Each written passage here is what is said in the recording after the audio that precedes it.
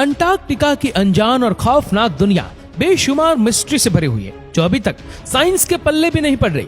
बर्फ की मोटी तय के नीचे कौन सी दुनिया बसती है और यहाँ से मिलने वाला 10 लाख साल पुराना आइस क्यूब हमें टाइम ट्रेवल करवाकर हमारे अर्थ के पास्ट में कैसे लेकर जाता है, आइए जानते हैं। दोस्तों, अंटार्कटिका, जिसको दुनिया का बॉटम या फिर साउथ पोल भी कहा जाता है, यहाँ के आइस शील्ड की गहराई 4.7 किलोमीटर तक रिकॉर्ड की गई है। ये इतनी गहराई है जिसमें बुर्ज खलीफा जितनी 5 बिल्डिंग्स एक दूसरे के ऊपर खड़ा किया जा सकता है। इस बर्फ के अंदर लाखों साल पुराने राज आज भी दफन है। तो सबसे पहले हम जानेंगे यहाँ की बर्फ के नीचे छुपी जिंदगी के बारे में।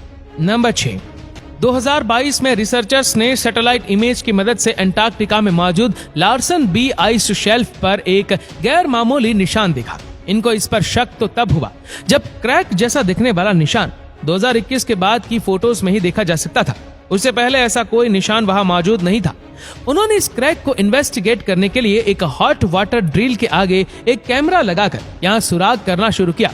करीब 500 मीटर की गहराई पर जाकर ड्रिल को रोकना पड़ गया, क्योंकि ड्रिल पर लगे कैमरा ने अंटार्कटिका के नीचे छुपी एक अजीब दुनिया का मंजर रिकॉर्ड कर लिया था। आइस शेल्फ के बीच एक सीक्रेट रिवर गुजर रही थी, जिसमें एक केव के अंदर हजारों लाखों एम्फीपोड्स मौजूद है।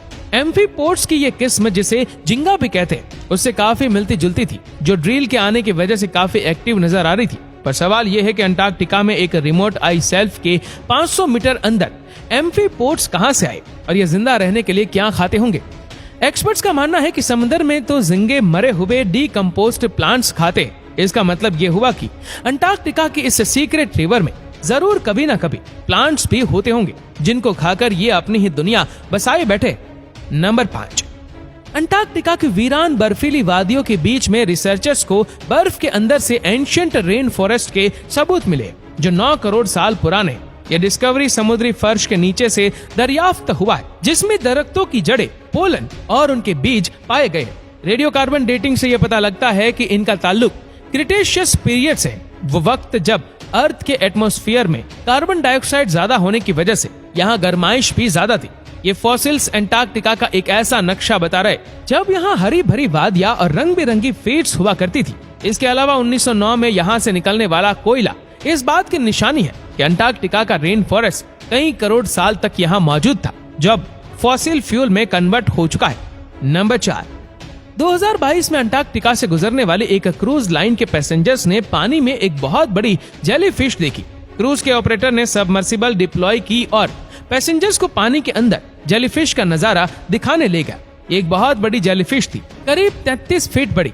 इसको जाइंट फैंटम जेलीफिश कहा जाता है, लेकिन हैरानी की बात यह है कि फैंटम जेलीफिश नॉर्मली ओशंस की 3500 फीट की गहराई में रहती है, पर इसको अंटार्कटिका के समंदर की सतह पर देखा गया। अभी तक रिसर्चर्स को कंफर्म नहीं है कि इतनी बड़ी जेलीफिश इस रीजन में क्या कर रही है, और वो भी समंदर की सतह पर। नंबर 3, अंटार्कटिका की बंजर बर्फ के अंदर से अभी तक ढेर सारे मिट्टियोराइट्स भी मिल चुके हैं। ये कोई आम पत्थर नहीं, बल्कि एक बहुत बड़ी यूनिवर्स का सबूत है। इनमें से कई मिट्टियोराइट्स का हमारे पड़ोसी प्लेनेट मार्स से ताल्लुक है। इनमें से एक मेट्रोराइट, जिसका नाम ALH 84001 है, और यह हमारे सोलर सिस्टम का सबसे पुराना ऑब्जेक्ट है, करीब 4.5 अरब साल पुराना। इस मेट्योराइट ने 1996 में हेडलाइंस बनाई थी, जब साइंटिस्ट ने यह ऐलान किया कि मार्च से आए मेट्योराइट में माइक्रो फॉसिल्स के एविडेंस मिले, जिसका मतलब है कि जब ये मेट्योराइट्स मार्च से टूटकर यहाँ आया था, उस वक्त मार्च पर जिंदगी मौजूद थी।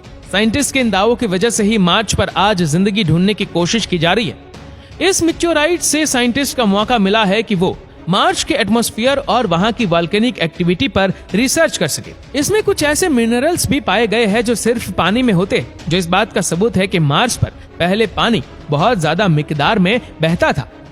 नंबर 2, हम में से अक्सर लोगों के जहन में एक सवाल आता है कि साइंटिस्ट को अर्थ के पास्ट एटमॉस्फेयर के बारे में इतना एक्यूरेटली कैसे पता चलता है। ये राज भी अंटार्कटिका की बर्फ के अंदर एंशिएंट आइस क्यूब्स में मौजूद है। यहाँ पिछले हजारों नहीं लाखों सालों से बर्फ मेल्ट नहीं हुआ, जिसका मतलब है कि इनके अंदर उस वक्त के एटमॉस्फेयर के एयर बबल्स आज तक रिजर्व है। यहाँ तक पहुँचने के लिए आइस के पूरे कोर को ड्रिल करके बाहर निकाला जाता है। जितना गहरा कोर बाहर निकाला जाएगा, उतना ही टाइम में पीछे जाना आसान होगा। बर्फ की हर लेयर के अंदर मौजूद एयर बबल्स हर एक साल के एटमॉस्फेरिक कंडीशंस को महफूज रख कर बैठे। ये एंशिएंट एयर के बबल्स है जिनको हजारों लाखों सालों से कभी डिस्टर्ब नहीं किया गया।